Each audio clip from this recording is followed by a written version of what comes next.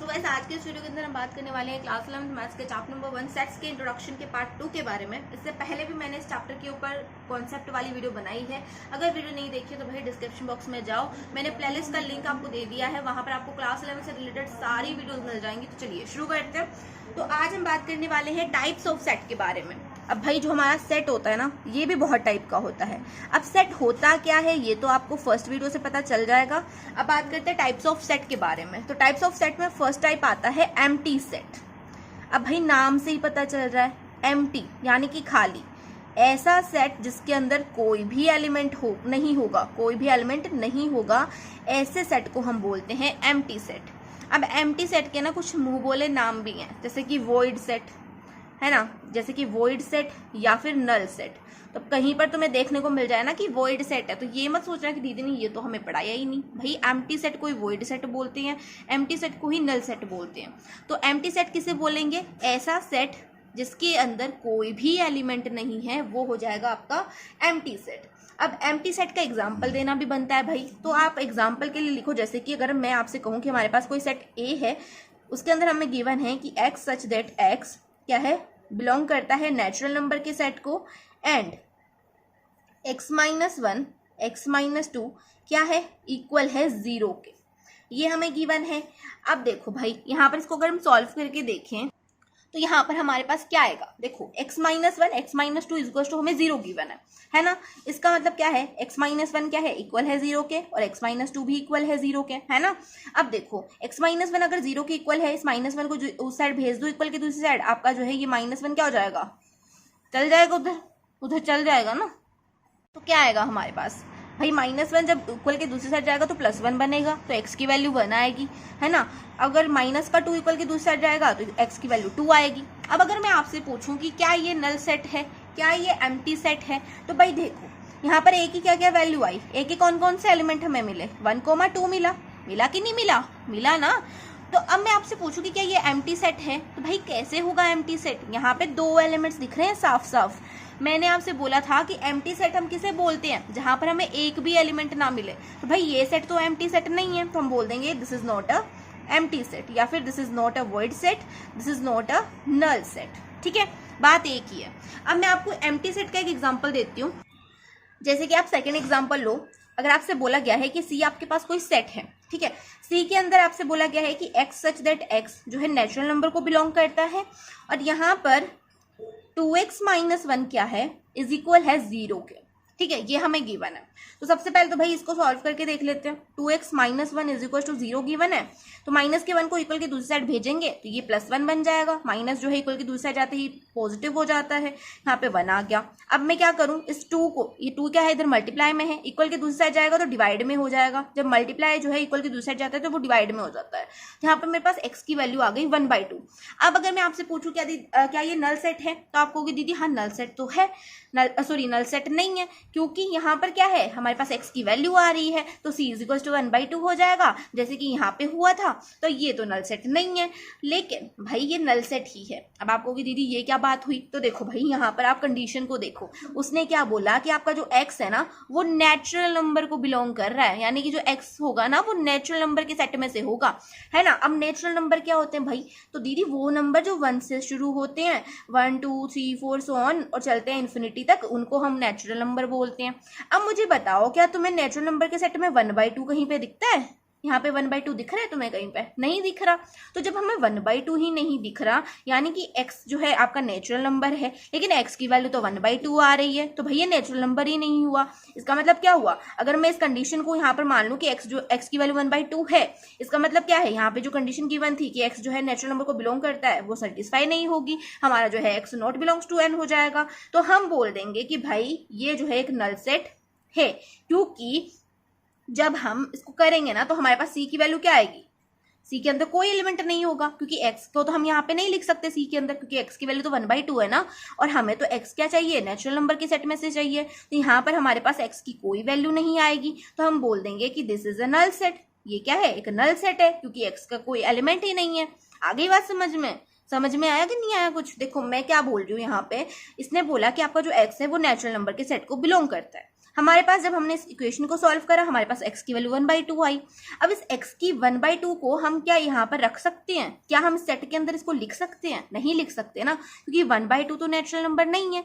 और जब हम इसको यहाँ पे लिख ही नहीं सकते, इसका मतलब क्या है? हमारे पास यहाँ पे कोई एलिमेंट नहीं है, ये खाली है, ये सेट बिल्कुल खाली है। और यही तो मैंने आपसे कहा था कि जब सेट बिल्कुल खाली हो उस कंडीशन में वो सेट नल सेट होता है, एम्प्टी सेट होता है।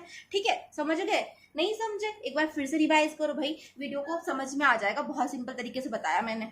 अब देखो, अब हम बात करेंगे सेकंड टाइप ऑफ सेट की, जिसे हम बोलते हैं फाइनाइट एंड इनफाइनाइट सेट। अब फाइनाइट और इनफाइनाइट सेट क्या होते हैं? तो देखो, फाइनाइट सेट हम किसे बोलते हैं ना, ऐसा सेट या तो जो एम्प्टी हो, यानी कि उसके अंदर कोई एलिमेंट नहीं हो, उसे हम फाइनाइट सेट बोलेंगे। या फिर ऐसा सेट जिसके अंदर हमें कुछ गिवन ही हो, मतलब आपसे बोला गया हो कि बस यही चीज आने वाली है, मतलब डेफिनेट नंबर आपको गिवन हो कि बस इतना सही है इसके अंदर और कुछ नहीं आएगा बाहर से, अगर या तो वो एम्प्टी है या फिर डेफिनेट है, तो उसको हम बोलेंगे फाइनाइट। अब इसका एक एग्जांपल मैं आपको देती हूँ। जैसे कि अगर आपसे बोला गया है कि आपके पास कोई सेट बी है, उसके अंदर एलिमेंट्स हैं आपके पास 1, 2, 3 एंड 4। अब मुझे बताओ कि आई फाइनाइट होगा? तो देखो भाई, फाइनाइट की कंडीशन ये होती है कि या तो वो एम्प्टी हो, तो भाई ये एम्प्टी तो नहीं है, तो एम्प्टी वाली कंडीशन को तो निकाल दो। अब दूसरी कंडीशन होती है कि डेफिनेट नंबर होते हैं। डेफिनेट नंबर का यहाँ पे मतलब है कि यहाँ पर जैसे नंबर गिवन है ना 1, 2, 3, 4, बस इतना ही है सेट के अंदर, 1, 2, 3, 4, बस इतना ही है, इसके अलावा और कोई नंबर यहाँ पे नहीं आएगा। ठीक है, उसने यहाँ पे सेट को क्लोज कर दिया।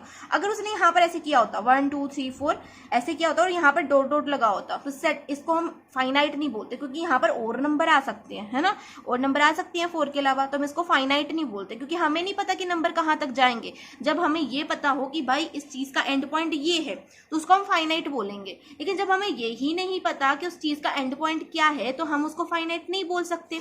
तो फाइनाइट सेट की यही कंडीशन होती है कि या तो वो एम्प्टी होगा या फिर उसमें डेफिनेट नंबर होंगे, यानी कि हमें पता होगा कि उसका एंड पॉइंट कहाँ तक है। ठीक है, ये हमें पता होगा तो हम उससे बोल देंगे फाइनाइट सेट। अब आप कहोगे दीदी एम्प्टी सेट को हम फाइनाइट क्यों बोलते हैं? तो देखो भाई, मैंने आपसे बोला था कि एम्प्टी सेट के अंदर कुछ नहीं होता, बस कुछ नहीं होता। तो भाई हमें पता है ना कि इस सेट के अंदर कुछ भी नहीं है, तो हमें पता है, हमें उस चीज का एंड पॉइंट पता है कि इसमें कुछ भी नहीं है, तो उसको हम फाइनाइट बोल देंगे। आगे बात समझ में? अब बात कर लेते हैं इनफाइनाइट सेट की। तो भाई मैं पहले ही एग्जांपल दे चुकी हूँ इनफाइनाइट सेट का। तो यहाँ पर देखो, हमें नहीं पता ना कि ये सेट कहाँ पर जाकर के रुकेगा, इसकी लास्ट वैल्यू क्या है, तो हम बोल देंगे कि ये सेट इनफाइनाइट है। एक एग्जाम्पल देती हूँ बिल्कुल अच्छा सा। जैसे कि अगर हमारे पास कोई सेट है, set of all natural numbers, set of all natural, all रह गया कोई बात नहीं, ऑल तुम लिख लेना, सेट ऑफ नेचुरल नंबर्स। अब देखो, नेचुरल नंबर्स में आपसे पूछूं क्या होते हैं, तो आप कहोगे कि दीदी जो नंबर 1 से शुरू होते हैं और सो ऑन चलते हैं इन्फिनिटी तक, उनको बोलते हैं नेचुरल नंबर्स, है ना। अब भाई देखो, यहाँ पर हमें नहीं पता ना कि नंबर्स का एंड पॉइंट क्या होगा। अब आपको कि दीदी एंड पॉइंट तो इन्फिनिटी है, तो भाई इन्फिनिटी एंड पॉइंट नहीं है। इन्फिनिटी का मतलब है कि हमें नहीं पता कहाँ तक जाएगा, तो यहाँ पर हमें नहीं पता, इसका एंड पॉइंट नहीं पता, है ना। तो हम यहाँ पे क्या बोल देंगे, ये एक जो है इनफाइनाइट सेट है, हमें नहीं पता कि कहाँ तक जाएगा, आप खुद पता कर लो, हमें तो नहीं पता, हम तो यहाँ पे इसको इनफाइनाइट डिक्लेयर कर रहे हैं। ठीक है, फाइनाइट समझ में आ गया, इनफाइनाइट समझ में आ गया, होप सो आपको आ गया होगा। अगर कोई भी डाउट रहता है तो भाई comment section is for you, वहां पर पूछ लेना। अब बात कर लेते हैं थर्ड की। तो थर्ड टाइप हमारे पास है इक्वल सेट। अब भाई नाम से ही पता चल रहा है कि इसमें कुछ ना इक्वल इक्वल होगा, है ना, इक्वल इक्वल चलेगा कुछ इसमें।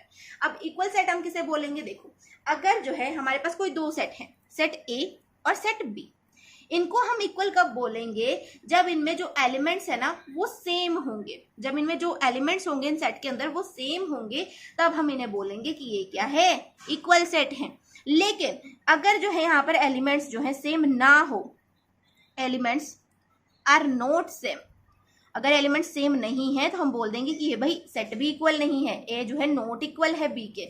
अगर एलिमेंट सेम है तो हम बोल देंगे कि ए इक्वल है बी के, है ना, ए इक्वल है बी के। लेकिन अगर एलिमेंट सेम नहीं है तो हम बोल देंगे कि ए जो है नॉट इक्वल है बी के। इक्वल सेट बहुत सिंपल होता है, एलिमेंट्स अगर सेम है तो हम बोल देंगे कि वो इक्वल सेट है, नहीं तो इक्वल सेट नहीं है। अब भाई बिना एग्जाम्पल के तो पढ़ने में मजा नहीं आता, तो एक एग्जाम्पल से समझते हैं भाई। तो चलो, अब अगर मैं आपसे कहूँ कि हमारे पास कोई सेट ए है, उसके अंदर एलिमेंट्स हैं 3, 1, 4, 2, ठीक है, ये हमारे पास कोई सेट है जिसके अंदर ये एलिमेंट्स हैं। दूसरा हमारे पास सेट है बी, इसके अंदर एलिमेंट्स हैं 1, 2, 4, 3, ठीक है। अब यहाँ पर मैंने इक्वल कैसे कहेंगे, देखो यहाँ पर हमारे पास क्या है, इस सेट के अंदर 3 है, इस सेट के अंदर भी 3 है, इस सेट के अंदर 1 है, इस सेट के अंदर भी 1 है, इस सेट के अंदर 4 है, इस सेट के अंदर भी 4 है, इस सेट के अंदर 2 है, इस सेट के अंदर भी 2 है, यानी कि दोनों ही सेट के अंदर सेम एलिमेंट्स हैं। तो मैंने आपसे बोला था कि जब भी आपके पास दो सेट के अंदर सेम एलिमेंट हो तो हम उन दोनों सेट को क्या बोलते हैं, इक्वल सेट बोलते हैं। तो यहाँ पर हम बोल देंगे कि ए जो है इक्वल है बी के। बस इतना सा करना था यार, और क्या करना था। इक्वल सेट समझ में आ गया, होप सो समझ में आ गया होगा। अब बात कर लेते हैं नेक्स्ट टाइप ऑफ सेट की। तो नेक्स्ट टाइप ऑफ सेट हमारे पास आता है सबसेट। अब ये जो सबसेट है ना, बहुत इंपॉर्टेंट टॉपिक है, सबसेट और सुपर सेट। ठीक है, आपसे क्वेश्चन में बोल दिया जाता है कि आपका जो एक्स है वो वाई का सबसेट है। उस कंडीशन में अगर आपको पता है तभी आप सॉल्व कर पाओगे, तो इसको इंपॉर्टेंट लगा लेना, ध्यान से समझना। सबसेट को बहुत सिंपल है, ज्यादा कोई टेंशन नहीं होगी। तो देखो, हम किसी सेट को किसी दूसरे सेट का सबसेट कब बोलेंगे, जैसे कि अगर हमारे पास कोई सेट है ए एंड बी, तो हम ए को सबसेट ऑफ बी कब बोलेंगे, ए को सबसेट ऑफ बी हम कब बोलेंगे, जब ए के अंदर जो भी एलिमेंट्स हैं, जितने भी एलिमेंट्स ए के अंदर प्रेजेंट हैं, वो सारे के सारे जब बी के अंदर होंगे, तब ए क्या होगा, हमारा बी का सबसेट होगा। क्या बोला मैंने, हम ए को बी का सबसेट तभी बोलेंगे जब ए के अंदर जितने भी एलिमेंट्स हैं वो सारे के सारे बी के अंदर हों। ठीक है, अब एग्जाम्पल से समझते हैं, ऐसे आपको समझ में नहीं आएगा। तो अगर मैं आपसे कहूँ कि हमारे पास कोई सेट ए है, उसके अंदर एलिमेंट्स हैं 1 3 5 7 9। ठीक है, हमारे पास सेट बी है, इसके अंदर एलिमेंट्स हैं 1 3 6 5 6 7 5 9। ठीक है, अब देखो, अब मैं यहाँ पर आपको बताती हूँ कि हम ए को बी का सबसेट बोलेंगे कि नहीं बोलेंगे। तो देखो, ए के अंदर 1 है, बी के अंदर भी 1 है, ए के अंदर 3 है, इसके अंदर भी 3 है, 5 है, यहाँ पे भी 5 है, 7 है, यहाँ पे भी 7 है, 9 है, यहाँ पे भी 9 है। तो भाई जितने भी एलिमेंट ए के अंदर प्रेजेंट है, सारे के सारे बी के अंदर प्रेजेंट है। तो हम बोल देंगे कि जो ए है वो क्या है, बी का सबसेट है। अब बोलेंगे कैसे, तो भाई जो सबसेट होता है ना, उसका साइन होता है ये होता है सबसेट का साइन, सी।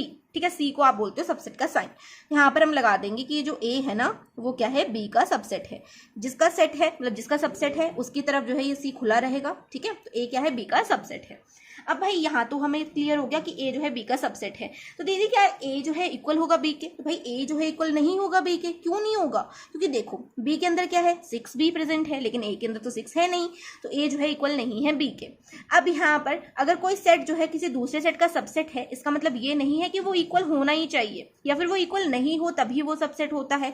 जैसे कि अगर एक और एग्जाम्पल लें, जैसे कि मेरे पास सेट ए है, इसके अंदर एलिमेंट्स है 1 3 5, सेट बी के अंदर भी एलिमेंट्स है 1 3 5। अब अगर मैं आपसे पूछूं क्या ये सबसेट होगा, ए जो है बी का सबसेट होगा, आप कहोगे कि हाँ दीदी होगा, क्योंकि ए के अंदर जितने भी एलिमेंट्स है वो बी के अंदर भी है, तो A is a subset of B. अब क्या ये ए जो है इक्वल होगा बी के, बिल्कुल होगा। ए के अंदर जितने भी एलिमेंट्स है वो बी के अंदर भी है, तो ए इक्वल भी होगा बी के। तो यहाँ पर ये मैटर नहीं करता कि आपका जो ए है वो इक्वल है बी के कि नहीं है, या फिर आपका जो ए है वो नॉट इक्वल है बी के या नहीं है। मैटर ये करता है कि जो एलिमेंट्स है ना सेट के अंदर, वो दूसरे सेट में भी होने चाहिए। अगर है तो भाई सबसेट है, नहीं है तो नहीं है। अब एक और चीज होती है, अगर बहुत से बच्चे बोलते हैं कि दीदी यहाँ पर क्या है, यहाँ पर बी के अंदर ज्यादा एलिमेंट्स हैं, एक से ज्यादा एलिमेंट्स बी के अंदर है, तो इससे कोई फर्क पड़ता है, बिल्कुल भी नहीं पड़ता। बी के अंदर जितने मर्जी एलिमेंट्स हो, ए के जितने एलिमेंट्स अगर वो बी के अंदर है तो भाई सबसेट है। अगर उसके अलावा भी कोई एलिमेंट्स है, उससे कोई फर्क नहीं पड़ता। ठीक है, अब सबसेट हमें क्लियर हो गया। अब सुपर सेट किसे बोलते हैं, तो देखो मैंने आपसे बोला कि जो ए है वो बी का सबसेट है, तो बी ए का क्या होगा, बी ए का क्या होगा भाई, सुपर सेट होगा। बी को हम क्या बोलेंगे कि ये क्या है, सुपर सेट है, सुपर डुपर पावर है इसके पास बहुत सारे एलिमेंट्स हैं। तो ए क्या है, ए यहाँ पर बी का सबसेट है, बी यहाँ पर ए का सुपर सेट है। समझ में आ गया सुपर सेट किसे बोलते हैं, होप सो क्लियर हो गया होगा। अब कुछ नोट आप यहाँ पे डाल लो, नोट डाल लो जो कि आपको पता होना चाहिए। ठीक है, टिक द करेक्ट क्वेश्चन में पूछ लिया जाता है कई बार।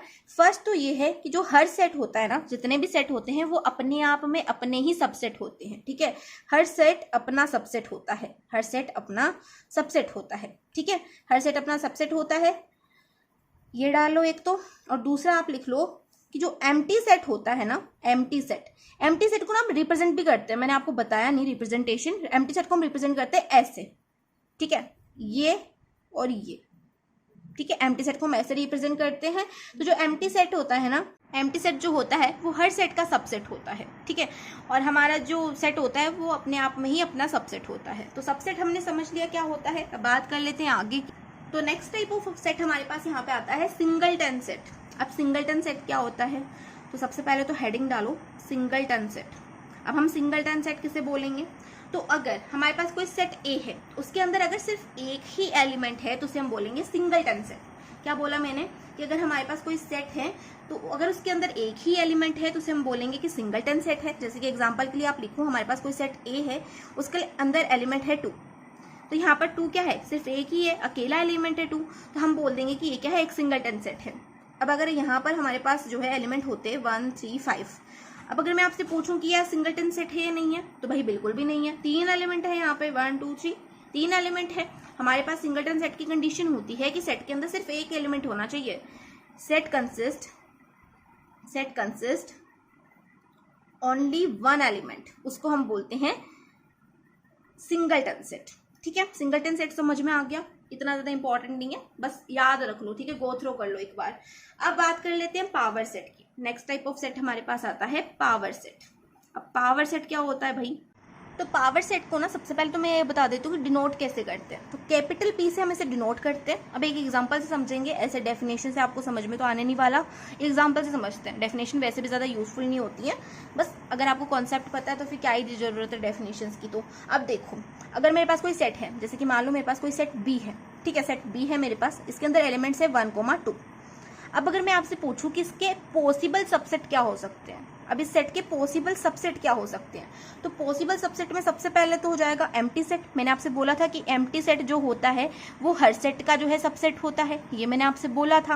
और मैंने आपसे ये भी बोला था कि जो सेट होता है ना, ये अपने आप में अपना सबसेट होता है। अभी नोट लिखवा के आई हूँ भाई, तो मैं ऐसे मत भूल जाओ फटाफट से, एकदम से मेरी तरफ देख रहे हो घूर घूर के, क्या बोल रही दीदी? अभी तो बोला था मैंने कि एम्प्टी सेट जो है वो सबका सबसेट होता है, यानी कि जो एम्प्टी सेट है वो बी का भी सबसेट होगा, है ना। मैंने आपसे बोला है कि बी के हमें पॉसिबल सबसेट लिखने हैं, तो वही लिख रही हूं मैं। और 1 2 जो कि बी ही है, ये भी जो है अपना सबसेट होगा। हर सेट अपने आप में अपना सबसेट होता है। 1, अगर किसी सेट के अंदर 1 लिखा हुआ है तो 1 भी जो है बी का सबसेट होगा, क्योंकि इस सेट के अंदर ये जो 1 एलिमेंट प्रेजेंट है वो बी के अंदर भी है, तो ये जो सेट है ये भी जो है इसका सबसेट है। 2 भी यहाँ पर सेट होगा, है ना। 2 भी यहाँ पे इसका सबसेट होगा कि नहीं होगा? 2 जो है यहाँ पे प्रेजेंट है तो 2 भी सबसेट है। अब भाई पावर सेट हम किसे बोलेंगे? तो देखो, मैंने यहाँ पर क्या करा, सेट बी के जितने भी पॉसिबल सबसेट थे वो लिख लिए हैं, इसी को बोलते हैं पावर सेट। किसी भी सेट के जितने भी पॉसिबल सबसेट बन सकते हैं वो सब कहलाते हैं पावर सेट। बस इतना सा था, समझ में आया? एक बार फिर से बताती हूँ, सेट बी के जितने भी पॉसिबल सबसेट थे वो मैंने यहाँ पे लिखे, इन सभी को हम पावर सेट बोलते हैं। किसी भी सेट के जितने भी पॉसिबल सबसेट होते हैं वो पावर सेट होते हैं। हम यहाँ पर एक डेफिनेशन भी मैं आपको लिखा देती हूँ, ठीक है। एग्जाम्पल से तो मैंने यहाँ पे आपको बता दिया, अब एक डेफिनेशन आपको लिखा देती हूँ। The collection of all subset of a set is called the power set P। ठीक है, पावर सेट को कैपिटल P से डिनोट करते हैं। पावर सेट क्या होता है? किसी भी सेट के जितने भी पॉसिबल सबसेट हो सकते हैं उसको हम बोलते हैं पावर सेट। तो पावर सेट क्लियर हो गया। अब बात कर लेते हैं नेक्स्ट टाइप ऑफ सेट की। अब नेक्स्ट टाइप ऑफ सेट हमारे पास आता है यूनिवर्सल सेट। क्या आता है? Universal set. अब यूनिवर्सल सेट क्या होता है भाई? तो अगर मैं आपसे पूछूं यूनिवर्स क्या होता है, यूनिवर्स क्या होता है बताओ भाई? तो दीदी यूनिवर्स के अंदर तो हर चीज़ आती है, तो वही चीज़ है भाई, यूनिवर्सल सेट के अंदर भी हर चीज़ आती है, यानी कि हर सेट आता है। तो जितने भी सेट हमने अभी तक पढ़े हैं सब क्या हैं? यूनिवर्सल सेट हैं। ठीक है, तो जितने भी सेट हमने अभी तक पढ़े वो सब यूनिवर्सल सेट हैं। जैसे कि जो चीज़ें भी हमारे आसपास चल रही हैं वो सब यूनिवर्स का हिस्सा है, वैसे ही जितने भी सेट होते हैं वो यूनिवर्स का हिस्सा होता है, यूनिवर्सल सेट का हिस्सा होता है। इसकी डेफिनेशन लिखा देती हूँ। एग्जाम्पल तो हमने इतने सारे पढ़ ही लिए हैं भाई, ये सारे ही क्या हैं? यूनिवर्सल सेट के एग्जाम्पल हैं। तो डेफिनेशन क्या हो जाएगी? A set containing all elements of a problem under consideration is called universal set। जितनी भी प्रॉब्लम्स होती हैं, जितने भी सेट्स होते हैं, वो सब क्या होते हैं, यूनिवर्सल सेट के अंडर आते हैं। यूनिवर्सल सेट को हम डिनोट करते हैं, किससे डिनोट करते हैं बताओ, थोड़ा सा दिमाग लगाओ, किससे डिनोट करते होंगे भाई, कैपिटल यू से डिनोट करते हैं। और किससे डिनोट करते हैं, तो यहाँ पर मैंने आपको जो है टाइप्स ऑफ सेट पढ़ा दिए हैं। अब बात कर लेते हैं नेक्स्ट टॉपिक की। यहाँ पर टाइप्स ऑफ सेट कंप्लीट हो गए, बस इतने ही टाइप होते हैं। अब बात कर लेते हैं नेक्स्ट टॉपिक की। तो नेक्स्ट टॉपिक हमारे पास आता है ओपन एंड क्लोज्ड इंटरवल। अब ओपन और क्लोज्ड इंटरवल क्या होता है भाई, ये हम समझेंगे। सबसे पहले शुरू करते हैं ओपन इंटरवल से। अब ओपन इंटरवल किसे बोलेंगे, तो देखो एक डेफिनेशन लिखते हैं, छोटी सी डेफिनेशन, ज़्यादा टेंशन मत लो। ओपन इंटरवल को हम डिनोट कैसे करते हैं, पहले तो ये बताती हूँ। Open interval denoted by Chhotu bracket. Chhotu bracket माने कि ये वाला ब्रैकेट, ठीक है। ओपन इंटरवल छोटू ब्रैकेट से डिनोट होता है, इसके अंदर लिखा होता है a, b, ठीक है। और इस कंडीशन में जो आपका x होता है, x सच दैट x की जो वैल्यू होगी ना वो a से बड़ी होगी और b से छोटी होगी, ठीक है। ऐसे हम डिनोट करते हैं। और हमेशा याद रखना है ओपन इंटरवल के अंदर यहाँ पे इक्वल टू का साइन नहीं आता। ये जो लेस देन और ग्रेटर देन का साइन है, इसके साथ में इक्वल टू का साइन नहीं आता। इक्वल टू माने कि ऐसे नहीं आता, ऐसे आपको कभी नहीं दिखेगा, ठीक है। ओपन इंटरवल हमेशा ऐसे होगा, ठीक है। अब ये जो ओपन इंटरवल होता है ना, इसके अंदर जो एंड पॉइंट्स होते हैं, यानी कि ये जो ए और बी है, एंड पॉइंट्स जो है एलिमेंट के नॉट इंक्लूडेड होते हैं, ठीक है। नहीं आया समझ में, कोई बात नहीं, एग्जांपल से समझते हैं। जैसे कि आप ले लीजिए कि हमारे पास क्या है, हमें बोला गया है कि कोई सेट ए है, उसके अंदर एलिमेंट्स क्या है, जो एक्स है ना आपका, वो ग्रेटर देन है ए से, यानी कि 0 से, ठीक है। हमारा जो एक्स है वो ग्रेटर देन है 0 से और लेस देन है 5 से। इस कंडीशन में मुझे बताओ कि ए के अंदर कौन कौन सी वैल्यूज होंगी, फटाफट से बताओ भाई।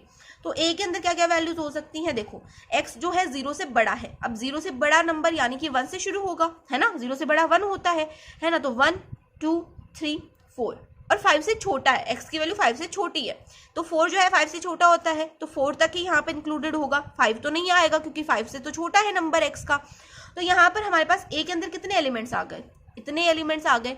अब कोई आलसी इंसान है, वो बोले कि यार मुझे ना इतने एलिमेंट्स लिखने में ना आलस आ रहा है, मुझे थोड़ी छोटी सी करके बता दो, मैं छोटे तरीके से समझना चाहता हूँ। तो उस कंडीशन में हम क्या करेंगे, हम यहाँ पे 0 लिखेंगे, a की वैल्यू लिखेंगे, फिर हम b की वैल्यू लिखेंगे, b की वैल्यू यहाँ पे 5 है, फिर हम यहाँ पे लगा देंगे ओपन इंटरवल। ओपन इंटरवल का मतलब क्या है कि 0 और 5 जो है इंक्लूडेड नहीं है, उसके अलावा जितने भी एलिमेंट्स हैं वो a के अंदर होंगे। 0 और 5 इंक्लूडेड नहीं है, उसके बीच के जितने भी एलिमेंट्स हैं वो इंक्लूडेड होंगे। तो कोई भी इंसान इसको देखेगा वो कहेगा कि हाँ भाई ओपन इंटरवल लगा हुआ है, 0 5 इंक्लूडेड नहीं है, यानी कि 1 2 3 4 इसके अंदर इंक्लूडेड है, तो a की वैल्यू ये हो गई।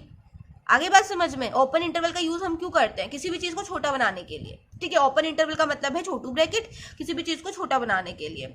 हमेशा याद रखना है ओपन इंटरवल में इक्वल टू का साइन नहीं होता है। अब भाई अगर दीदी इक्वल टू का साइन भी साथ में हो, लेस देन के साथ में इक्वल का साइन भी हो, तो फिर उस कंडीशन में क्या करेंगे, उस कंडीशन में उसे कैसे डिनोट करेंगे। तो देखो अब आप लिखो क्लोज इंटरवल। तो जो क्लोज इंटरवल होता है, ये जो डिनोट होता है, डिनोटेड बाय मिडिल ब्रैकेट, ये वाला ब्रैकेट, इस वाले ब्रैकेट से ये डिनोट होता है। यहाँ पे होता है a, b। इस कंडीशन में x सच दैट x की जो वैल्यू होती है वो ग्रेटर देन इक्वल होती है a के और लेस देन इक्वल होती है b के। और इस कंडीशन में जो ये एंड पॉइंट्स होते हैं, एंड पॉइंट्स यानी कि a और b, and points also included, ये जो एंड पॉइंट्स होते हैं ये भी इंक्लूड होते हैं। अब इसका भी एक एग्जांपल से समझते हैं। जैसे कि अगर हमारे पास यही वाला सेट है, हमारे पास बोला गया है कि आपके पास सेट A है, इसकी कंडीशन ये है कि जो x है ना उसकी वैल्यू जो है 0 से बड़ी है और 0 के इक्वल भी है। x की वैल्यू 5 से छोटी है और 5 के इक्वल भी है। तो इस कंडीशन में देखो, इस कंडीशन में हम इसको कैसे डिनोट करेंगे। देखो हम अगर यहाँ पे सेट A लिखने जाएंगे तो क्या लिखेंगे भाई, x की वैल्यू 0 के इक्वल भी है तो 0 भी इंक्लूड होगा। फिर उसके अलावा 1 2 3 4 यहाँ तक भी लिख देंगे। फिर हमारी जो x की वैल्यू है 5 के इक्वल भी है, 5 से छोटी भी है, 5 के इक्वल भी है, यानी कि 5 भी जो है इस सेट के अंदर इंक्लूड होगा। यही सब हमारे सेट के अंदर आएगा। 5 से बड़ी वैल्यूज नहीं आएंगी क्योंकि x की वैल्यू 5 से छोटी है, 5 के इक्वल है। तो भाई छोटी है तो 5 से बड़ी वैल्यूज तो नहीं आएंगी, है ना। अब भाई इतना लंबा चौड़ा नहीं लिख सकते हम, तो इसको छोटा बनाना है। अब इसको छोटा कैसे बनाएंगे, देखो सबसे पहले तो हम यहाँ पे लिखेंगे 0 और 5, ठीक है, 0 और 5 के बीच में चल रहा है ना, जो भी चल रहा है, तो 0 और 5 यहाँ पे लिखेंगे।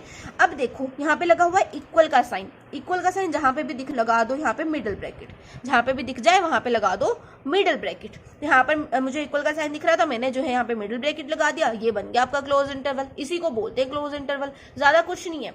अगर आपको इक्वेशन के अंदर जो है इक्वल का साइन भी दिख रहा है, उस कंडीशन में इसका मतलब ये है कि जो एक्स की वैल्यू है वो इसकी इक्वल भी होगी, इसके इक्वल भी होगी। उस कंडीशन में हम मिडल ब्रैकेट यूज कर देंगे, उसे हम बोल देंगे क्लोज इंटरवल। यहाँ तक समझ में आ गया, ओपन क्लोज क्या होता है समझ में आ गया। अब कुछ चीजें हैं जो कि आपको पता होनी चाहिए। अब कई बार ना हमें कुछ चित्रकारी सी गिवन होती है, जैसे कि हमें ऐसे गिवन कर दिया, ऐसे से कुछ आपको दे दिया कि ये है आपके पास और ये जो है आपका ए है, ये बी है। अब इसका मतलब समझा दो, किसका मतलब क्या है। तो पहली चीज तो ये देखो, इसमें कलर नहीं हो रखा, ये बिल्कुल ओपन है ना, ओपन है ना बिल्कुल, इसमें कोई कलर वलर नहीं हो रहा। तो हम बोल देंगे कि यहाँ पे क्या हो रहा है, हमारी जो x की वैल्यू है वो a से जो है बड़ी है और b से छोटी है, यानी कि ये क्या है, ओपन इंटरवल है, सब कुछ ओपन है यहाँ पे। तो ये क्या है, एक ओपन इंटरवल है। और इस कंडीशन में हम इसको डिनोट करेंगे a, b in Chhotu bracket, ठीक है। अब अगर हमें यहीं पर ऐसे गिवन होता, ऐसे से यहाँ पे कलर हो रखा होता, तो कलर का मतलब क्लोज, कलर का मतलब क्लोज, ठीक है। कलर नहीं हो रहा तो ओपन, कलर का मतलब क्लोज। यहाँ पर ये ए है, ये बी है, तो इसको हम यहाँ पे लिखेंगे कि जो एक्स की वैल्यू होगी ना वो ए से बड़ी भी होगी, ए के इक्वल भी होगी, और एक्स की वैल्यू जो है बी से छोटी भी होगी और बी के इक्वल भी होगी। यानी कि इसको जब हम डिनोट करेंगे तो हम डिनोट करेंगे मिडिल ब्रैकेट से। यहाँ पे हो जाएगा ए कोमा बी, मिडिल ब्रैकेट के अंदर ए और बी भी जो है हमारे सेट के अंदर इंक्लूडेड है, ए और बी की वैल्यू भी सेट के अंदर होनी चाहिए, ठीक है। अब आपको कहीं पर ये वाला साइन दिख जाए कि एक साइड तो आपको ओपन दिख रहा है, एक साइड आपको दिख रहा है क्लोज।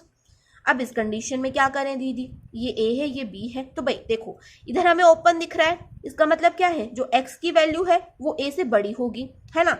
अब इधर मुझे क्लोज दिख रहा है, तो क्लोज का मतलब क्या होता है कि जो एक्स की वैल्यू है वो जो है इक्वल भी होगी उस चीज के। यहाँ पे बी है तो जो एक्स की वैल्यू है वो बी से छोटी तो होगी, लेकिन यहाँ पे क्लोज दिखा, इसका मतलब इक्वल भी होगी।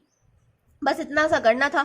अब यहाँ पे आधा ओपन है आधा क्लोज है, तो हम क्या करेंगे, आधा ओपन का साइन लगा देंगे, आधा क्लोज का साइन लगा देंगे। यहाँ पे ए लिख देंगे, यहाँ पे बी लिख देंगे। इसका मतलब क्या है, ए तो जो है हमारे एक्स की वैल्यू में इंक्लूड नहीं है, लेकिन बी जो है एक्स की वैल्यू में इंक्लूड है, क्योंकि यहाँ पे बी का जो साइन है वहाँ पे इक्वल भी लगा हुआ है। आगे बात समझ में। अब कई बार आपको आगे क्लोज दे दिया जाता है, पीछे ओपन दे दिया जाता है। इस कंडीशन में देखो जिधर क्लोज है उधर क्या है, उधर इक्वल का साइन भी आएगा, यानी कि जो ए की वैल्यू है वो x की वैल्यू के इक्वल भी होगी, x की वैल्यू से छोटी भी होगी, और जो b की वैल्यू है वहां पे क्या है, ओपन साइन है, यानी कि जो b की साइड है वहां पर ये जो b है वो इंक्लूडेड नहीं होगा, लेस देन का साइन आएगा। बाकी यहाँ पे इक्वल का साइन हम नहीं लिखेंगे। यानी कि देखो आधा क्लोज आधा ओपन, तो क्लोज साइड यहाँ पे लगाएंगे, ओपन साइड यहाँ पे लगाएंगे, a लिखेंगे, यहाँ पे आ जाएगा b। बस यहाँ पे a जो है इंक्लूडेड है x की वैल्यू में, b इंक्लूडेड नहीं है। बस इतना सा था। अब बात करते हैं हमारे आगे की टॉपिक की, जो कि बहुत इंपॉर्टेंट है, जिसका नाम है वेन डायग्राम। तो वेन डायग्राम बहुत इंपॉर्टेंट है। आपकी जो एनसीईआरटी है उसमें आपने डायग्राम भी देखे होंगे फर्स्ट चैप्टर के अंदर, वही डायग्राम अब हम पढ़ने वाले हैं। तो वेन डायग्राम किसे बोलते हैं ये हम जानेंगे। तो चलो, अब डायग्राम बोला है यानी कि डायग्राम तो बनेगा, जो चित्रकारी तो थोड़ी सी करनी पड़ेगी, तो बना लेते हैं चित्र एक अच्छा सा। तो वेन डायग्राम मैं आपको यहाँ पे बना के देती हूँ। वेन डायग्राम होता क्या है ना, एक रेक्टेंगल होता है, ठीक है, यहाँ पे यूनिवर्सल सेट लिखा है, फिर हमारे पास यहाँ पे कुछ एलिमेंट्स होंगे, जैसे कि 5 हो गया, 6 हो गया, 7 हो गया, ये आपकी एनसीईआरटी में भी है, वहां से उठाया मैंने एग्जांपल, 9 और ये 10, ठीक है। यहाँ पे आपको जो है ना ऐसे कुछ गोलू सा गिवन है, इसमें क्या है, इसमें कुछ एलिमेंट्स लिखे हुए हैं, जैसे कि 1 2 3 एंड 4, ये है आपका सेट ए। अब यही क्या है, यही चीज है वेन डायग्राम। अब यहाँ पे देखो यूनिवर्सल सेट है। अब यूनिवर्सल सेट के अंदर क्या होता है, यूनिवर्सल सेट के अंदर सब कुछ होता है, ये भी यूनिवर्सल सेट के अंदर है, ये भी यूनिवर्सल सेट के अंदर है, ये भी यूनिवर्सल सेट के अंदर है। मैंने आपसे क्या बोला था कि जितने भी सेट होते हैं सब यूनिवर्सल सेट के अंदर होते हैं। यहाँ पर यूनिवर्सल सेट के अंदर अगर मुझसे पूछे कि यूनिवर्सल सेट क्या है इस वेन डायग्राम के लिए, तो मैं क्या लिखूंगी, मैं लिखूंगी 1 2 3 4 जितने भी एलिमेंट्स हैं, 5 6 7 8 9 10 ये क्या है मेरा यूनिवर्सल सेट है। और यहाँ पर ए क्या है, सेट ए बता दो। तो सेट ए के अंदर एलिमेंट्स है 1 2 3 4 यही है ना, इसके अलावा तो कुछ नहीं है ना। तो यहाँ पर मुझे क्या देखने को मिला कि जो हमारा सेट ए है ना वो क्या है, सबसेट है यूनिवर्सल सेट का। अब सबसेट मैं पहले ही पढ़ा के आई हूँ भाई, इतनी जल्दी मत भूला करो तुम। सबसेट का मतलब क्या होता है कि सेट ए के अंदर जितने भी एलिमेंट है वो हमारे इस सेट के अंदर भी प्रेजेंट है, यूनिवर्सल सेट के अंदर भी प्रेजेंट है। तो ए क्या हो जाएगा, यूनिवर्सल सेट का सबसेट हो जाएगा। बस यही होता है वेन डायग्राम। वेन डायग्राम होता क्या है, यूनिवर्सल सेट के अंदर जो है ये सारे के सारे एलिमेंट्स आ रहे हैं, तो ये जो सेट होगा ना, यहाँ पे ए है, बी भी हो सकता है, सी भी हो सकता है, तो ये जो सेट होगा ना वो हमेशा यूनिवर्सल सेट का क्या होगा, सबसेट होगा। ठीक है, बस इसको बोलते हैं वेन डायग्राम। अब हम ऑपरेशन ऑन सेट्स की बात कर लेते हैं, जो हमारा नेक्स्ट टॉपिक है, बहुत इंपॉर्टेंट टॉपिक है, ध्यान से समझना। तो नेक्स्ट टॉपिक आता है ऑपरेशन ऑन सेट्स। अब ऑपरेशन ऑन सेट्स का फर्स्ट टॉपिक आपके पास है यूनियन। अब यूनियन हम किसे बोलते हैं ये मैं आपको बताती हूँ। यूनियन ऑफ सेट हम किसे बोलेंगे, तो हमेशा याद रखना है कि अगर हमारे पास कोई सेट ए है और कोई सेट बी है, तो जितने भी एलिमेंट सेट ए के अंदर प्रेजेंट है और जितने भी एलिमेंट सेट बी के अंदर प्रेजेंट है वो सब क्या होंगे, वो ही आपका यूनियन ऑफ सेट होगा। तो इसकी एक डेफिनेशन मैं आपको लिखा देती हूँ। The union of set A and B is the set which consists of all elements of A and B, the common elements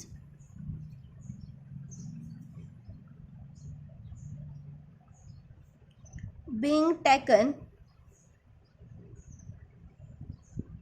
only once।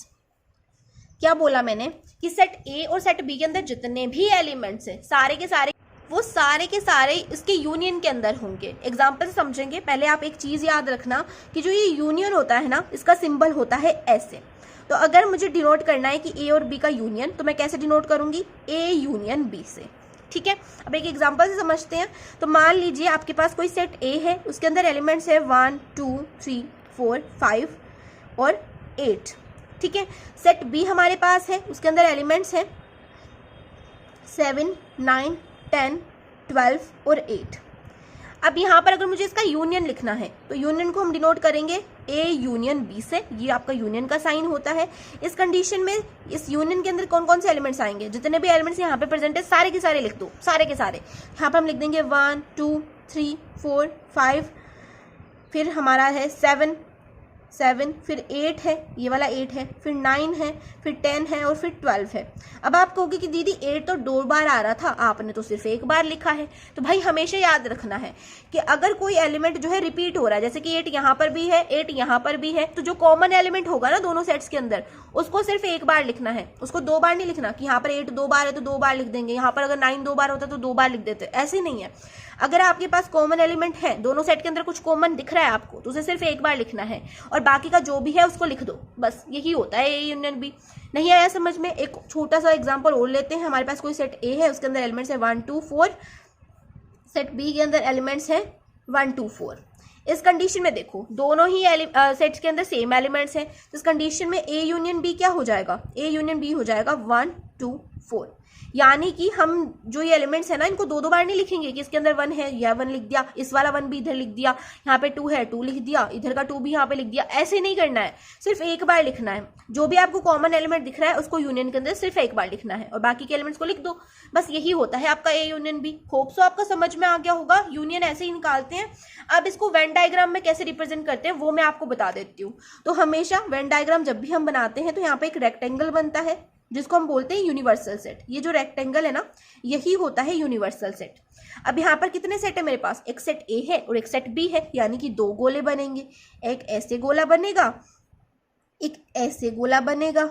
अब यहाँ पर देखो ये ए सेट है ये बी सेट है, तो ये जो गोले हैं ना ये डिनोट कर रहे हैं ए यूनियन बी को। यानी कि हमारे पास ये जो सेट ए के अंदर एलिमेंट्स है और सेट बी के अंदर एलिमेंट्स है ये मिले हुए हैं। ए यूनियन बी में क्या होता है, सेट ए के एलिमेंट्स भी होते हैं सेट बी के एलिमेंट्स भी होते हैं, तो यहाँ पर दोनों मिले हुए हैं, यानी कि ये क्या है, ए यूनियन बी का सेट है। ठीक है, आगे बात समझ में। अब जो हमारे पास नेक्स्ट जो ऑपरेशन होता है ना वो होता है आपका इंटरसेक्शन का। इंटरसेक्शन का। अब इंटरसेक्शन किसे बोलते हैं? तो देखो, इंटरसेक्शन जो होता है ना, वो हमेशा यूनियन का उल्टा होता है। अब यूनियन में क्या होता था, ए एंड बी दो सेट्स होते थे, उनके जितने भी एलिमेंट होते थे वो यूनियन में आते थे। लेकिन इंटरसेक्शन में क्या होता है, अगर हमारे पास ए एंड बी क्या है, कोई दो सेट्स हैं, तो उनके अंदर जितने भी एलिमेंट्स होंगे जो कि कॉमन होंगे, ए और बी में कॉमन होंगे, उनको हम इंटरसेक्शन में लेंगे। देखो, पहले डेफिनेशन लिखते हैं, उसके बाद में मैं आपको एग्जांपल से समझाऊंगी। The intersection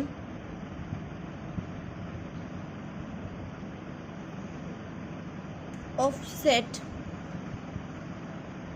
A and B is the all element which are common in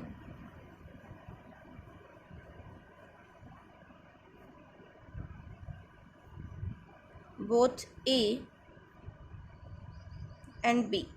ठीक है, और इसका सिंबल क्या होता है, जैसे कि यूनियन को तो हम यू से डिनोट करते थे, तो मैंने आपसे बोला कि इंटरसेक्शन यूनियन का उल्टा होता है, तो इसका मतलब इसको डिनोट करेंगे उल्टे यू से, तो इंटरसेक्शन जो होता है उसको ऐसे डिनोट करते हैं। ठीक है, अब एक एग्जांपल लेते हैं, फिर आपको समझ में आएगा। तो मान लीजिए हमारे पास क्या है, हमारे पास कोई सेट ए है, सेट ए के अंदर एलिमेंट है 2, 4, 6 और 8। सेट बी है, सेट बी के अंदर एलिमेंट है 6, 8, 10 और 12। अब मुझे बताओ यहाँ पर इंटरसेक्शन क्या होगा, ए इंटरसेक्शन बी क्या होगा? तो भाई मैंने आपसे अभी बोला कि ए और बी में जो कॉमन एलिमेंट है वो इंटरसेक्शन में आएंगे। तो देखो यहाँ पे 2 है, क्या बी के अंदर 2 दिख रहा है? नहीं दिख रहा। यहाँ पे 4 है, यहाँ पे 4 दिख रहा है? नहीं दिख रहा। यहाँ पे 6 है, क्या बी के अंदर 6 दिख रहा है? बिल्कुल दिख रहा है, तो 6 यहाँ पे लिख देंगे। 8 यहाँ पे दिख रहा है? बिल्कुल दिख रहा है, तो 8 यहाँ पे लिख देंगे। बाकी 10, 12 यहाँ पे नहीं दिख रहा, तो हम इंटरसेक्शन में नहीं लिखेंगे। तो मतलब यहाँ पर हमने यही देखा कि जो भी इन दोनों में कॉमन है, कॉमन एलिमेंट जो है वो इंटरसेक्शन में आते हैं, बाकी को हम नहीं लिखते। अब अगर मैं आपसे पूछूं कि यहाँ पर ए यूनियन बी बता दो, तो भाई ए यूनियन बी क्या हो जाएगा, जितने भी एलिमेंट्स यहाँ पर हैं सारे के सारे लिख देंगे, और जो रिपीट हो रहे हैं दोनों सेट्स में, यानी कि जो दोनों सेट में कॉमन एलिमेंट्स हैं उनको सिर्फ एक बार लिखना है। यहाँ पर हमारे पास आ जाएगा 2, 4, 6, 8, 10 और 12। ठीक है, 6 और 8 यहाँ पे बार बार आ रहे थे दोनों में, मैंने उनको एक ही बार लिखा है, तो ये हो गया आपका ए यूनियन बी। अब हम इनकी कुछ प्रॉपर्टीज पढ़ेंगे। तो भाई प्रॉपर्टीज पढ़ने से पहले ना हम इसका वेन डायग्राम देख लेते हैं। तो इंटरसेक्शन का वेन डायग्राम कैसा होता है, देखो वही चीज होती है, यहाँ पर रेक्टेंगल होगा, ये रेक्टेंगल है। ठीक है, ये क्या है, यूनिवर्सल सेट है। वही जैसे कि हमने यूनियन में बनाया था, ये हमारा सेट ए था, ये हमारा सेट बी था। तो यूनियन में क्या होता था, ये पूरा ही हमारा क्या होता था, ये पूरा ही हमारा यूनियन का होता था। लेकिन इंटरसेक्शन में क्या होगा ना, ये जो पार्ट है ए और बी का कॉमन पार्ट, कॉमन रीजन ये ए और बी का, इसी को हम बोल देंगे कि ये क्या है, ए इंटरसेक्शन बी है। यूनियन तो पूरा ही होता था, ये जो कॉमन पार्ट हमने निकाला है ए इंटरसेक्शन बी का मतलब क्या है, जो कॉमन है दोनों में, तो कॉमन चीज ही क्या होती है, ए इंटरसेक्शन बी होती है। ये हो गया आपका वेन डायग्राम। अब यहाँ पर मैं आपको ये जो इंटरसेक्शन है इससे लिंक ही एक और जो है सेट बता देती हूँ, उसके बाद में हम प्रॉपर्टीज पढ़ेंगे। तो उसका नाम है डिसजॉइंट सेट। अब डिसजॉइंट सेट का क्या मतलब है, डिसजॉइंट सेट, तो उसकी डेफिनेशन फटाफट से लिखते हैं। If A and B are two sets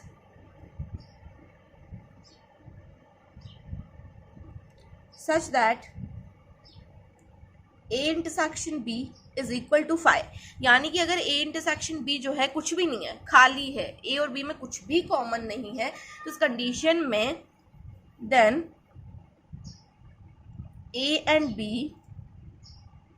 are called disjoint set। Disjoint set किसे बोलते हैं कि अगर हमारे पास जो है ए और बी कोई दो सेट हैं, और अगर हम ए इंटरसेक्शन बी करते हैं तो हमारे पास क्या आता है, कुछ भी नहीं आता, कुछ भी कॉमन ही नहीं आता उन दोनों में, तो हम बोल देंगे कि ए और बी क्या है, हमारे डिसजॉइंट सेट है। एग्जांपल लेना है, लेते हैं फटाफट से। देखो एग्जांपल के लिए आप ले लो कि हमारे पास कोई ए सेट है जिसके अंदर एलिमेंट्स हैं 1, 2, 4, और सेट बी है हमारे पास, उसके अंदर एलिमेंट्स हैं 3, 5, 6। अब मुझे यहाँ पे ए इंटरसेक्शन बी बता दो। तो दीदी ए इंटरसेक्शन बी तो होता था कि ए और बी में कुछ कॉमन हो, उसको हम ए इंटरसेक्शन बी में लिखते थे, लेकिन यहाँ पे तो मुझे कॉमन ही नहीं दिख रहा कुछ भी। यहाँ पे 1 2 4 है, यहाँ पे 3 5 6 है, कुछ भी कॉमन नहीं है, तो हम बोल देंगे कि यहाँ पर कुछ भी कॉमन नहीं है, तो ये सेट खाली है। और जब सेट खाली है इस कंडीशन में ए एंड बी क्या है, डिसजॉइंट है। अब इसको डिसजॉइंट पे कहाँ लेके जाओ, ऐसे डिसजॉइंट है ना। तो अब हमने यहाँ पर एग्जाम्पल भी ले लिया, अब बात कर लेते हैं प्रॉपर्टीज की। ठीक है, तो सबसे पहले हम यूनियन की प्रॉपर्टीज देखेंगे। प्रॉपर्टीज सबसे पहले हम देखेंगे यूनियन की प्रॉपर्टीज। ठीक है, तो सबसे पहले तो जो यूनियन होता है ना हमारा, जैसे कि फर्स्ट प्रॉपर्टी आप ले लो, ए यूनियन बी जो होता है वो इक्वल होता है बी यूनियन ए के। अब इसको हम बोलते हैं कम्यूटेटिव लॉ, कम्यूटेटिव लॉ, कि आपका जो ए यूनियन बी है वो बी यूनियन ए के इक्वल होता है। ठीक है, अब यहाँ पे मैं इनको प्रूव करके नहीं बता रही हूँ, वैसे भी प्रूफ की कोई ज़रूरत नहीं है, बस आपको ये याद रखनी है थोड़ी बहुत। ठीक है, गो थ्रू कर लेना, याद तो ऐसे हो जाएगी। सेकंड है हमारे पास कि जो ए यूनियन बी होता है, जब हम इसका यूनियन करते हैं सी के साथ में, तो वो इक्वल आता है A union B union C के। ठीक है, अगर हम ए यूनियन बी का यूनियन करें सी के साथ में, तो ये इक्वल आएगा किसके साथ में, बी यूनियन सी के यूनियन ए के साथ में। इसको बोलते हैं एसोसिएटिव लॉ। अब कोई तुमसे ये नहीं पूछेगा कि एसोसिएटिव लॉ कौन सा है, कम्यूटेटिव लॉ कौन सा है, बस थोड़ा सा याद कर लो, कोई दिक्कत नहीं है। बाकी ज़्यादा टेंशन लेने की ज़रूरत नहीं कि दीदी ये तो आप क्या ही बता रहे हो। मैं यहाँ पे इसलिए बता रही हूँ ताकि कुछ भी आपका यहाँ पे छूटे नहीं, और अगर आप कहीं से और से आप देखो तो आप ये ना कहो कि दीदी ने ये हमें बताया नहीं। ठीक है, तो अब देखो, अगर हम ए यूनियन करते हैं फाई के साथ में, ए यूनियन फाई, फाई मतलब खाली भाई, फाई का मतलब क्या होता है, खाली, कुछ भी नहीं। तो अगर हम ए का यूनियन करेंगे कुछ भी नहीं के साथ में, तो क्या आएगा हमारे पास, ऑब्वियसली ये आएगा भाई, ऑब्वियसली ये आएगा, है ना। और ये क्या है हमारे पास, थर्ड प्रॉपर्टी है। अब फोर्थ प्रॉपर्टी की बात कर लेते हैं, तो फोर्थ प्रॉपर्टी आपकी है ए यूनियन ए। अगर हम ए सेट का सेट ए के साथ में ही यूनियन करते हैं तो हमारे पास क्या आएगा भाई, सेट ए ही आएगा। ए को ए के साथ ही यूनियन करोगे तो क्या आएगा, ए ही आएगा, है ना। मतलब जितने एलिमेंट्स ए के अंदर है उतने ही एलिमेंट्स दूसरे ए के अंदर होंगे, दोनों के एलिमेंट्स सेम होंगे तो सिर्फ एक बार ही लिखने में आएंगे, तो एक बार लिखने में आएंगे तो वो ए ही होंगे। होप सो तुम्हें समझ में आया मैंने क्या बोला है। फिफ्थ वाला, अगर हम यूनिवर्सल सेट का यूनियन करते हैं ए के साथ में, अब यहाँ पे ये मत सोचना कि यूनियन ने 2 बार लिख दिया, इसका मतलब यूनिवर्सल सेट है, इसका मतलब यूनियन है। तो अगर हम यूनिवर्सल सेट का यूनियन करते हैं ए के साथ में, तो हमारे पास क्या आएगा, फटाफट चल, हमारे पास आएगा यूनिवर्सल सेट। ठीक है, क्योंकि यूनिवर्सल सेट के अंदर ये ए वाला पार्ट भी आ जाएगा, है ना। तो हम कॉमन एलिमेंट लिखते हैं ना, तो कॉमन एलिमेंट में हमारे पास आ जाएगा यूनिवर्सल सेट। ये होता है आपका लॉ ऑफ यूनिवर्सल सेट। ठीक है, लॉ ऑफ यूनिवर्स होता है ये। तो ये आपके कुछ प्रॉपर्टीज थी यूनियन की। अब बात कर लेते हैं प्रॉपर्टीज ऑफ इंटरसेक्शन की। ज़्यादा टेंशन लेने की जरूरत नहीं है, ऐसी ही प्रॉपर्टीज है। तो देखो, प्रॉपर्टीज ऑफ इंटरसेक्शन की बात करते हैं। हेडिंग डालो, प्रॉपर्टीज ऑफ इंटरसेक्शन। तो चलो, फर्स्ट प्रॉपर्टी कि जब आपका ए इंटरसेक्शन बी होता है वो इक्वल होता है बी इंटरसेक्शन ए के। आप ए इंटरसेक्शन बी कर लो चाहे बी इंटरसेक्शन ए कर लो, दोनों क्या होंगे, इक्वल होंगे। इसको क्या बोलते हैं, इसको बोलते हैं वही कम्यूटेटिव लॉ। अब मैं इनको लिख के नहीं बता रही आपको, ठीक है, यहाँ से आप मैच कर लेना। सेकेंड प्रॉपर्टी हमारे पास आती है, अगर हम ए इंटरसेक्शन बी का इंटरसेक्शन कर दें सी के साथ में, तो ये किसके इक्वल होगा, ये इक्वल होगा A intersection B intersection C के। ठीक है, ये है एसोसिएटिव लॉ। थर्ड हमारे पास आता है, थर्ड प्रॉपर्टी है हमारे पास, ऊपर मैंने गलती से लिख दिया था। थर्ड प्रॉपर्टी क्या है आपकी, अगर हम फाई का इंटरसेक्शन कर दें ए के साथ में, तो हमारे पास क्या आता है, हमारे पास आता है ए। वही चीज़ जब हमने ए का यूनियन करा था फाई के साथ में, हमारे पास ए आया था। देखो, इसको ना फाई भी बोलते हैं, ठीक है, कहीं पे कंफ्यूज मत हो ना कि दीदी फाई फाई क्या कर रही है। ठीक है, फाई इसको बोलते हैं, और इसको आप नल सेट या फिर वॉइड सेट भी बोल सकते हो। फोर्थ हमारे पास आता है, अगर हम ए का इंटरसेक्शन करेंगे ए के साथ में, तो भाई ए और ए में क्या कॉमन होगा, मुझे ये बताओ, दोनों सेम ही है तो ए ही कॉमन होगा, हमारे पास ए ही आएगा। ठीक है, फिफ्थ प्रॉपर्टी आपकी, अगर आप A intersection B intersection C करें तो हमारा ये इक्वल आएगा ए इंटरसेक्शन बी के union with A intersection C के साथ में। इसको बोलते हैं डिस्ट्रीब्यूटिव लॉ। ठीक है, क्या होता है ये होता है आपका डिस्ट्रीब्यूटिव लॉ, डिस्ट्रीब्यूटिव लॉ। अब इनके एग्जांपल लेने की कोई ज़रूरत नहीं है, ऐसे ही याद कर लो। देखो हम जब हम क्वेश्चंस करेंगे एक्सरसाइज के तब आपको अच्छे से क्लियर हो जाएगा, क्योंकि एक्सरसाइज के क्वेश्चंस में भी ये यूज़ हो रहे हैं, ठीक है। वहाँ पे आपको बोलेगा कि इसको प्रूव कर दो, इस प्रॉपर्टी को, तो आपको बस करना है सिंपल तरीके से। यहाँ पे मैंने बोला क्या है कि अगर हम बी इंटरसेक्शन सी का इंटरसेक्शन करें ए के साथ में, ये इक्वल आएगा ए इंटरसेक्शन बी और ए इंटरसेक्शन सी के यूनियन के साथ में, ठीक है। तो यहाँ पर इंटरसेक्शन की प्रॉपर्टीज हमने पढ़ ली है। तो अब जो नेक्स्ट टॉपिक हमारे पास आएगा वो है डिफरेंस ऑफ सेट। अब उसको देख लेते हैं नेक्स्ट पेज पे। तो डिफरेंस ऑफ सेट होता क्या है ये देख लेते हैं। तो मैं आपको एक डेफिनेशन लिखाती हूँ, उसके बाद में वही एग्जांपल से हम समझेंगे। तो चलो डेफिनेशन लिखते हैं फटाफट से। This set A and be in the order is the set of element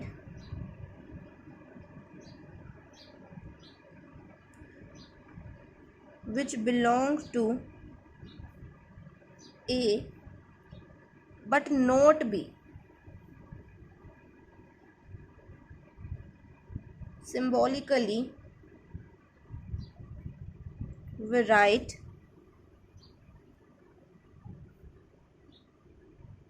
as A minus B and read as। देखो हम इसको सिम्बोलिकली कैसे राइट करेंगे ए माइनस बी से। और ए माइनस बी का मतलब क्या होता है?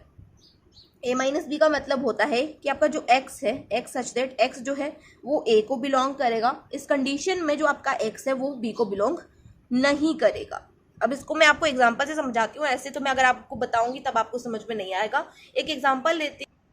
तो मान लो कि मेरे पास सेट ए है, मेरे पास सेट ए है, सेट ए के एलिमेंट्स हैं 1 2 3 4 5 और 6। सेट बी मेरे पास है, उसके अंदर एलिमेंट्स हैं 2 4 6 एंड 8, ठीक है। अब मुझे यहाँ पर निकालना है, पहले तो ए माइनस बी निकालना है, फिर मैं बी माइनस ए भी आपको निकाल करके बताऊंगी, ठीक है। सबसे पहले ए माइनस बी निकालना है। तो ए माइनस बी क्या होगा? देखो ए माइनस बी का मतलब क्या है? उसने बोला है ए माइनस बी का मतलब है कि जो आपकी एक्स की वैल्यूज होंगी, यानी कि जो सेट के एलिमेंट होंगे वो ए को तो बिलोंग करेंगे, सेट ए में से तो एलिमेंट आएंगे लेकिन सेट बी में से एलिमेंट नहीं आएंगे।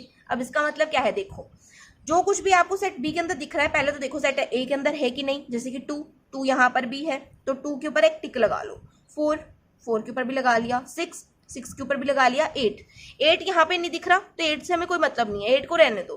तो यहाँ पर ये जो हमने बी के टिक लगाए ना, इनको हमने इस सेट में नहीं लिखना, इसके अलावा जितने भी एलिमेंट है उनको लिख दो, इसके 1 3 और 5। यही है आपका ए माइनस बी। बस सेट बी के जितने भी एलिमेंट्स हैं जो कि सेट ए के अंदर प्रेजेंट है वो हमने ए माइनस बी में नहीं लिखने हैं, बाकी सारे एलिमेंट लिख देने हैं। अब यहाँ पे 8 जो है इसके अंदर प्रेजेंट नहीं था तो 8 से हमें कोई मतलब नहीं है। सेट बी का अगर कोई एलिमेंट छूट रहा है तो छूटने दो, उससे कोई मतलब नहीं है। लेकिन जो भी एलिमेंट सेट ए के अंदर दिख रहे हैं उनको नहीं लिखना बस, ठीक है। ए माइनस बी समझ में आ गया। एक और एग्जाम्पल दूं, चलो दे देती हूँ। आपके पास कोई सेट ए है, उसके अंदर एलिमेंट्स हैं 1 5 7 9 11, ठीक है। सेट बी हमारे पास है, उसके अंदर 11 है 5 7 9 4 3 2। अब मुझे निकालना है ए माइनस बी। तो ए माइनस बी मैंने आपसे क्या बोला कि जो बी के अंदर जितने भी एलिमेंट्स हैं जो कि सेट ए के अंदर प्रेजेंट है वो नहीं लिखने हैं। तो बी के अंदर 5 है, सेट ए के अंदर भी 5 है, ये हम नहीं लिखेंगे। बी के अंदर 7 है, सेट ए के अंदर भी 7 है, इसको भी नहीं लिखना है। बी के अंदर 9 है, सेट ए के अंदर भी 9 है, इसको भी नहीं लिखेंगे। बाकी के 4 3 2 यहाँ पर है ही नहीं तो इनसे कोई मतलब ही नहीं, इनको ऊपर ध्यान ही मत दो, इनको इग्नोर मारो। हमारे पास क्या बचेगा 1 के अंदर, फिर सॉरी ए के अंदर हमारे पास क्या बचेगा? हमारे पास बचेगा 1, फिर उसके बाद में बचेगा 11। तो ए माइनस बी आ गया हमारे पास 1,11। बस यही था ए माइनस बी। अब बी माइनस ए निकालते हैं। अब देखो अब मैं कर रही हूँ बी माइनस ए। अब बी माइनस ए का मतलब क्या है? तो देखो अब हम क्या करेंगे, हम सेट बी के अंदर देखेंगे। तो सेट ए के अंदर जितने भी एलिमेंट हैं अगर वो सेट बी के अंदर है तो उनको हम यहाँ पे बी माइनस ए में नहीं लिखेंगे, यानी कि हम यहाँ पर सिर्फ बी के एलिमेंट्स लिखेंगे। लेकिन ए के अंदर जितने भी एलिमेंट प्रेजेंट है अगर वो सेट बी के अंदर भी है तो उनको हम नहीं लिखेंगे। तो यहाँ पर ए के अंदर क्या है? ए के अंदर 2 है तो हम यहाँ पे बी माइनस ए में 2 भी नहीं लिखेंगे। ए के अंदर जो है आपका 4 भी है तो बी माइनस ए में 4 भी नहीं लिखेंगे। ए के अंदर 6 भी है तो बी माइनस ए में 6 भी नहीं लिखेंगे। तो हमारे पास बी माइनस ए में बचेगा क्या? सिर्फ 8 बचेगा। तो बी माइनस ए की वैल्यू क्या है? 8 है। यही देखना है, आप जो भी निकाल रहे हो, जैसे कि फर्स्ट में जो भी आपके पास सेट है ना, उसी के एलिमेंट आपको लिखने हैं, सेकंड सेट के एलिमेंट्स आपको नहीं लिखने हैं, ठीक है, बस यही चीज है और कुछ नहीं है इसमें। अब इसके लिए आप b-a फाइंड कर दो। देखो अब यहाँ पे देखो हमारे पास ये जो सेट बी है, इसके अंदर सेट ए के कौन कौन से एलिमेंट्स हैं, एक तो 5 है, एक 7 है और एक 9 है। इसको छोड़ करके बाकी सारे एलिमेंट क्या होंगे, b-a में आ जाएंगे। बस ए के एलिमेंट्स हमें नहीं लिखने हैं, बस इसको ही बोलते हैं b-a। डिफरेंस ऑफ सेट समझ में आ गया, होप सो आ गया होगा। एक बार वीडियो को वापस से निकाल करके देख लो, अच्छे से क्लियर हो जाएगा। यहाँ पर मैंने आपको समझा दिया। अब बात कर लेते हैं आगे की। तो अब नेक्स्ट टॉपिक हमारे पास आएगा, उसका नाम है कॉम्प्लीमेंट ऑफ सेट। अब ये कॉम्प्लीमेंट ऑफ सेट क्या है, तो बहुत इंटरेस्टिंग चीज है, इसको थोड़ा सा ध्यान से समझना है, नहीं तो आपको जो है यहाँ पे दिक्कत हो सकती है। टेंशन लेने की कोई जरूरत नहीं है, ज्यादा टफ टॉपिक नहीं है, नॉर्मल सा टॉपिक है, बस थोड़ा सा ध्यान से समझना, ठीक है। अब देखो कॉम्प्लीमेंट ऑफ सेट क्या होगा भाई, तो देखो हम यहाँ पे क्या करते हैं, हमारे पास देखो हमें पता है कि एक यूनिवर्सल सेट होता है, यूनिवर्सल सेट होता है, और ए जो है इसका सबसेट होता है, A is a subset of U, है ना, सबसेट ऑफ यू। ए आपका एक जो है यूनियन का सबसेट होता है। तो इस कंडीशन में ना हमारे पास क्या होगा, कोई ए डैश होगा। इस कंडीशन में अगर हमारे पास ए डैश होगा, तो ए डैश का मतलब क्या है, u माइनस ए है। अगर हम यूनिवर्सल सेट में से जो कुछ भी हमारे ए के अंदर एलिमेंट्स है उनको माइनस कर दे, तो हमारे पास क्या आता है, ए डैश आता है। यानी कि हमारा यूनिवर्सल सेट है, मान लो ये, इसमें से अगर मैं ए को निकाल दूं तो जो बाकी का बचेगा यूनिवर्सल सेट में वो आपका ए डैश होगा, ठीक है। इसे ही बोलते हैं कॉम्प्लीमेंट ऑफ सेट। अब यहाँ पे मैं आपको डेफिनेशन नहीं बता रही हूँ क्योंकि डेफिनेशन से आपको समझ में नहीं आएगा, मैं यहाँ पे आपको सीधा एग्जाम्पल देती हूँ। तो एग्जाम्पल के लिए आप मान लीजिए कि हमारे पास कोई यूनिवर्सल सेट है जिसके अंदर एलिमेंट्स हैं 1 2 3 4 5 7 9 10 11 12। ये हमारे पास यूनिवर्सल सेट है, उसके अंदर एलिमेंट्स हैं। सेट ए के अंदर हमारे पास एलिमेंट्स हैं 1 3 5 7 9। अब देखो, अब यहाँ पर हमारे पास मैं आपसे पूछूं कि ए डैश क्या होगा, तो ए डैश हम किसे बोलते हैं, देखो यूनिवर्सल सेट में से ए को माइनस कर दो तो बाकी का जो बचेगा वो ए डैश होगा, ठीक है। यूनिवर्सल सेट में से अगर हम ए निकाल दें तो बाकी का जो होगा वो ए डैश होगा। यहाँ पर देखो अगर मैं यूनिवर्सल सेट में से क्या क्या निकाल दूं, 1 3 5 7 9 निकाल दूं, तो 1 3 5 7 9 ये हमारा सेट ए था, ये मैंने यूनिवर्सल सेट से निकाल दिया, तो ए डैश की वैल्यूज हो जाएगी 2 4 10 11 और 12। ये है आपका ए डैश, ठीक है। आपके ए को छोड़ करके बाकी का जो कुछ भी है वो ए डैश है, ठीक है। आगे यहाँ पे बात समझ में। और एक चीज और याद रखनी है, ए प्लस ए डैश इक्वल होता है 1 के, ए प्लस ए डैश इक्वल होता है 1 के। तो अगर हमें ए की वैल्यू निकालनी है तब हम 1 माइनस ए डैश करेंगे, है ना, 1 में से ए डैश को माइनस करेंगे। अगर मुझे ए डैश की वैल्यू निकालनी है तो मैं 1 में से ए को माइनस करूंगी। ये हो गया आपका कॉम्प्लीमेंट ऑफ सेट। अब ना इसके कुछ प्रॉपर्टीज है कॉम्प्लीमेंट ऑफ सेट की, 3-4 प्रॉपर्टीज है, फटाफट से पढ़ लेते हैं। तो फर्स्ट प्रॉपर्टी वही हमारी, देखो अगर मैं क्या कर दूं, ए इंटरसेक्शन ए डैश कर दूं, तो ए इंटरसेक्शन ए डैश क्या होता है, इक्वल होता है यूनिवर्सल सेट के, सॉरी ए यूनियन, यूनियन है इंटरसेक्शन नहीं है, ए यूनियन ए डैश कर दूं, तो देखो भाई ए और ए डैश में कॉमन एलिमेंट्स वो तो इंटरसेक्शन होता है, ए और ए डैश में सभी एलिमेंट्स वो होता है यूनियन। तो अगर मैं क्या कर दूं, ए यूनियन ए डैश कर दूं, मतलब ए और ए डैश के सारे एलिमेंट्स लिख दूं, तो क्या होगा, यूनिवर्सल सेट बन जाएगा हमारा, क्योंकि मैंने यूनिवर्सल सेट में से जब ए को माइनस करा था तभी तो ए डैश आया था। तो अगर मैं ए और ए डैश का क्या कर दूं, यूनियन बना दूं, तो मेरे पास क्या आएगा, यूनिवर्सल सेट आ जाएगा। ये मेरी फर्स्ट प्रॉपर्टी है। सेकेंड प्रॉपर्टी है मेरी कि अगर मैं यहाँ पे इंटरसेक्शन कर दूं, ए इंटरसेक्शन ए डैश कर दूं, तो क्या आएगा, 5 आएगा। भाई ए और ए डैश में कुछ भी कॉमन नहीं है, क्या कॉमन है यहाँ पे, मैं यू में से ए माइनस कर रही हूँ तो मेरे पास ए डैश आ रहा है, तो ए डैश जो है ए से बिल्कुल अलग है, इसमें कुछ कॉमन है ही नहीं, तो यहाँ पर कॉमन निकालेंगे, इंटरसेक्शन करेंगे तो 5 आएगा। थर्ड प्रॉपर्टी क्या है, थर्ड प्रॉपर्टी को आप डी मॉर्गन्स रूल भी बोलते हो, बहुत फेमस रूल है भाई डी मॉर्गन्स रूल। तो डी मॉर्गन्स रूल क्या बोलता है, कई बार आपसे बोल दिया जाता है कि डी मॉर्गन्स रूल से इसे सॉल्व करो, तो कोई बड़ी चीज नहीं है। डी मॉर्गन्स रूल क्या होता है, देखो डी मॉर्गन्स रूल ना 2 टाइप के होते हैं। एक तो फर्स्ट होता है आपका ए यूनियन बी का डैश। अगर मैं ए यूनियन बी का डैश कर दूं तो ये किसके इक्वल होता है, ए यूनियन बी डैश क्या होता है, इक्वल होता है ए डैश इंटरसेक्शन बी डैश के, ठीक है। यहाँ पर यूनियन है तो यहाँ पे इंटरसेक्शन आएगा। सेकंड है आपके पास, अगर मैं यहाँ पे क्या कर दूं, ए इंटरसेक्शन बी का डैश कर दूं, ए इंटरसेक्शन बी का डैश करूंगी तो क्या आएगा, ए डैश यूनियन बी डैश आएगा। जब हम इंटरसेक्शन करेंगे तो यूनियन आएगा, जब यूनियन करेंगे तो इंटरसेक्शन आएगा। ये होता है आपका डी मॉर्गन्स रूल। और एक और आपको याद रखना है, फोर्थ प्रॉपर्टी हमारी, कि अगर मैं ए डैश का डैश कर दूं तो ए डैश का डैश क्या होगा, ए होगा, ए डैश का डैश क्या होगा, ए होगा। बस यही थी आपके कॉम्प्लीमेंट ऑफ सेट्स की प्रॉपर्टीज।